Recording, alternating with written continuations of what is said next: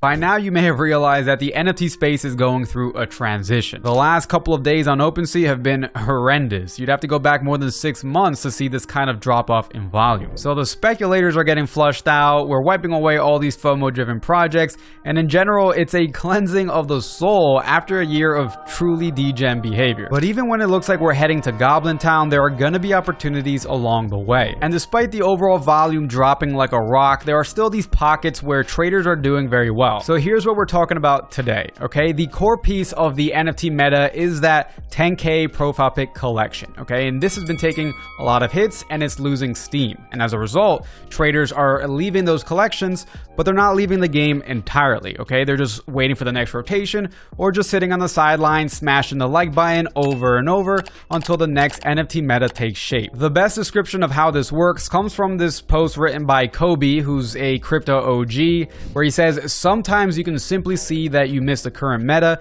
and use that info to exit positions that are out of meta to preserve value, or just take a break and restore mental energy. As the meta and attention shifts to new things, capital bleeds out of previous metas. People sell the last meta they FOMO'd for the next one. It's a video game. Players want to play, they don't want to be idle. So today we're going to outline some of those potential rotations, as well as discuss the risks and rewards of following traders into them in the first place. But before we talk about what's coming up, we have to briefly touch on what's going down, which in this case is, well, most of the profile pic collections on Ethereum. Specifically, we've seen a huge drop off in those cute art collections that were so hyped up in January and February. For example, we've seen huge drops in Cool Man's Universe, Alien Friends, Star Catchers, and Threelanders, which I personally took a loss on. We're also seeing a lot of those short-term memes get killed, which isn't a total surprise if you're following this channel, but if we look at this tweet by Punk9059, a month ago, Frank did 1,650 ETH of volume in a day.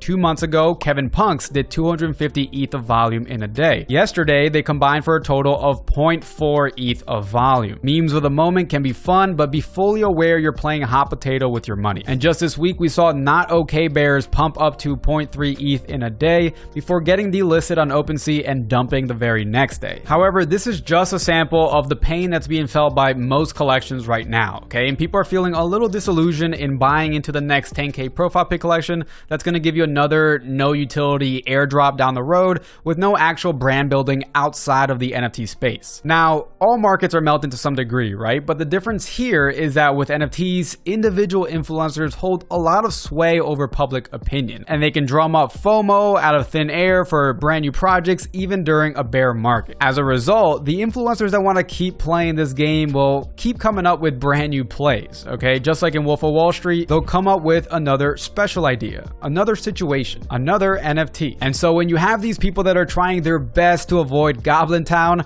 you know, when you get the heart of the NFT world getting drained a bit, that starts to flow into these random pumps at the edges of the map. So with that said, let's get into some of these rotations, and then at the end we'll discuss the pros and cons, the risks and rewards of this strategy in general. So rotation number 1 is Solana Summer. Over the last few days, we've had more and more people calling for a Solana Summer, and for those that don't know, Solana is the second most popular chain for NFTs, only behind Ethereum. In the last 30 days, it's had about 10% of the volume that we saw on Ethereum, but is still easily ahead of any other chain. But more recently, Solana Marketplace Magic Eden actually surpassed OpenSea on a 24-hour basis. The hype has definitely picked up recently, and a lot of it could be attributed to the rise of OK Bears, which launched just back in April and has already arguably become the most popular Solana collection ever. But we're also seeing a couple other collections start to get buzz as well, like Reptilian Renegade and The Gods. Now, to be fair, on this channel we have been talking about a potential Solana bull run for a while, and you can check out the video I did on that a few months ago,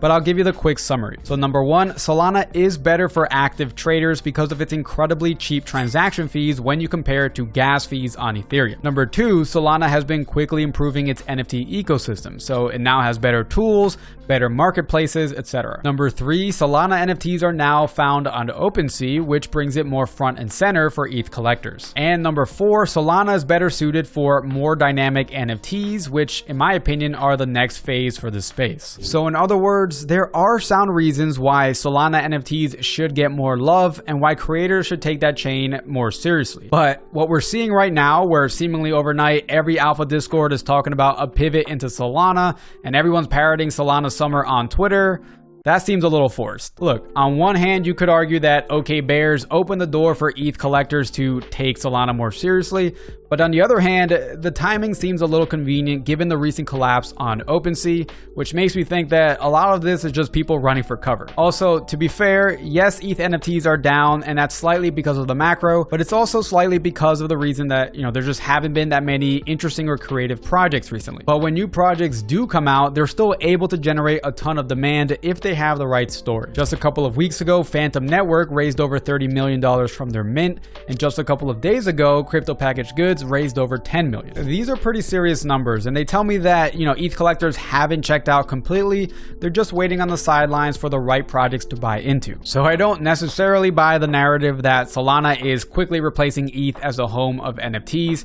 I just think this is a quiet period for ETH, and it's a little bit of a case of the grass is greener on the other side. Okay, rotation number 2, utility tokens. So if the biggest declines happen in collections that were purely built on hype, then it makes sense that people look for safety in projects that offer short-term utility. A common example are private communities, so basically places where you can network with others and potentially find co-founders or start side projects with like-minded individuals. You can also have tokens that are tied to software, like Premint, a very popular whitelist platform, which currently is at a price of about 1.3 ETH, down more than 50% from its peak a few weeks ago. Another form of utility that I think is going to be explored a lot more is governance, okay? So basically an NFT acting as a DAO or decentralized autonomous organization. We saw a bit of this last year with DAOs that simply use their money to buy other NFTs, but I think we're just scratching the surface on what is possible when you get a lot of people that pull money together. And so I do expect more DAOs that give people control over the direction of the project, and a recent example that is gaining momentum is Lil Nouns, which is a derivative from the original Nouns collection. So here we see Lil Nouns artwork is in the public domain, so it's CC0. One Lil Noun is born and trustlessly auctioned every 15 minutes forever. 100% of Lil Noun auction proceeds are trustlessly sent to the Lil Nouns treasury, and importantly, all Lil Nouns are members of Lil Nouns DAO. So basically, there's an auction every 15 minutes, and every Lil Noun gives you a vote in the DAO. There's currently no limit to how big the supply can get, but again, since everyone has a vote, they could theoretically end the supply whenever they want. Okay, rotation number 3, free mints. So when the easy gains are gone, people tend to go risk off, and there's nothing less risky than a free mint. And just at the time of this video, we saw an announcement from Kaiju Kings that they're having a free open edition mint with a 40-hour window. So if you're watching this right when I released it because you're part of the Noti gang, that means you probably have a few hours left. We've seen a few of these free mints perform pretty well over the last year, including Loot and Small Brains, and so I do expect this meta to take shape even more if people start getting very stingy with their ETH. The thing to keep in mind though with free mints is that they either A, need a plan to start making money pretty quickly, or B, keep a lot of their NFTs in their treasury to be able to use that as a resource to get things done. But aside from that, I do think this is an amazing and underexplored way to build a project. And recently I did release my own free NFT collection called Midnight Labs, which is a private community. If you want to hear more about it, check out the thread pinned on my Twitter. Okay, rotation number 4 is NFT archaeology. If you look at the microcycles of the NFT space over the last year, you'll see that time and time again, attention shifts to a class of NFTs that are deemed too old to fail. Basically, the older the NFT, the better. And the logic stems from the traditional collectible world where having an early edition of something is typically seen as more valuable. Typically, the bull case for these is that they'll matter a lot more when the NFT space is 100x what it is today. And so I'll throw a chart below that shows a bunch of these early projects, some of which have pretty inexpensive price points right now. And lastly, rotation number 5 is generative art. So at this point, it's pretty clear to some of us that gen art will be seen as a pivotal moment in art history. And the fact that a lot of these influential artists that made up the movement are still active and they're still making projects